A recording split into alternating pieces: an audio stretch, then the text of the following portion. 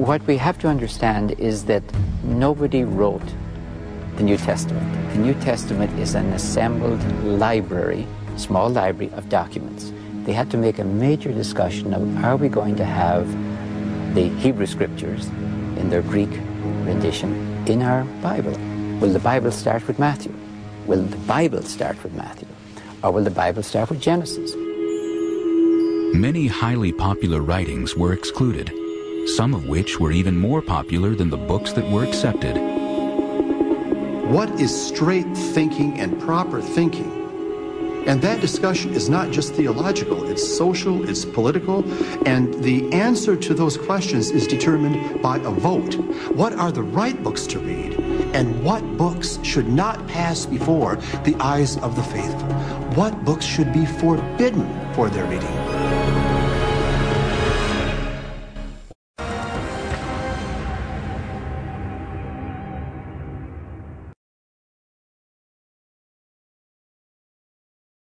The first portion of the Bible was set in the Persian period, 500, 400 BC. That is, Genesis, Exodus, Leviticus, Numbers, Deuteronomy, the Pentateuch, the so-called 5 books of Moses. The Jewish tradition understands the 5 books from Genesis to Deuteronomy as the highest, most direct degree of revelation from God to Moses. Then there is a second category in the biblical canon. Those are the prophets. And then there is a third category, the writings. It is this portion, the writings, considered sacred, but less integral than the other 2 sections of the Hebrew Bible, which changed the most over the centuries. It would not be fully established until long after the crucifixion of Christ.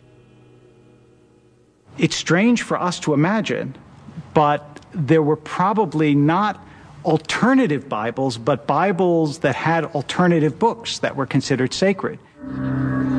We know this from some Greek remnants that have come down to us, things that were translated as part of the Bible that aren't part of our Bible, and also from what we found at the Dead Sea Scrolls, things that that community considered part of the Bible that we don't.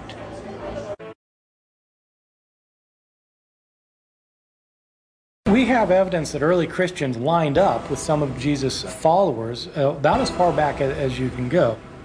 Some Christians aligning themselves with Philip, some with Andrew, some with Thomas, some with Mary, some with Peter, etc., etc. This allowed then for the kind of the infighting among these groups as different people would claim that their apostle was the chief apostle. It's probably the normal process of trying to see how are we going to run this community. Jesus is gone. Who's in charge? Some scholars see these texts as evidence that almost from its inception, there was not a single Christianity, but many. The significance of this discovery of the Gospel of Judas is that it contributes to our understanding of just how diverse early Christianity was. But the early church had little tolerance for this diversity. Sects like this were not welcome in Christianity because in those formative years and decades, it was vital to come up with a single overwhelming doctrine that everyone must adhere to. Christianity was a faith that focused on an orthodoxy, a right way of thinking, and if you deviate from that, then what we have is not a single faith, but multitude of splinter groups that will become extinct. The Gnostics would be just one of many early Christian sects that were suppressed, persecuted, and eventually all but wiped out. Christians in the 2nd and the 3rd centuries had wide-ranging debates and battles, battles for belief. Only one group emerged as victorious from these battles. Only one of these groups ended up growing and growing and growing, and as it grew, it shunted to the side the others until it got so large that it could declare that it was the orthodox point of view. And once it got to that point where it had conquered all opposition, it rewrote the history of the engagement and claimed that it had always been the majority. And those are the books that we inherited, the ones that claim that this is the view that we've always had. Well, now we know that that's not true. Those early unorthodox Christians who were vanquished left little behind, but a few fragments of their beliefs, their stories, and their traditions have survived. And it is these lost texts that continue to provoke debate centuries after they were written.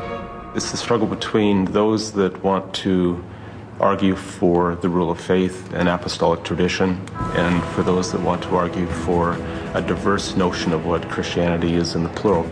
It is a conflict involving questions both of scholarship and faith, and one that will not be settled anytime soon. And just when we think that the very last word has been said, the landscape changes, and usually in completely unexpected ways. And sometimes we think we're really onto something, and then someone comes along and debunks the whole thing. But that's the beauty of it all. It means that it's an ongoing mystery as well as an incredible detective saga.